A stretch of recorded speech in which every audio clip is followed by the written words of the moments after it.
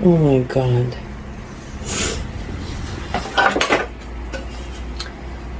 Where do I begin? Paano ba to? Baka kailangan mo nang lalagyan ng kutsilyo. Hindi na. Tsaka kailangan mo na itong palitan. Yan ang totoong nanggigitata. To? Oo, ang pangit. Nasaan na yung papel? Bakit? Ililista natin yung mga o-orderin natin. Gusto ko ganito yung model. Kasi sanay ako. Hindi.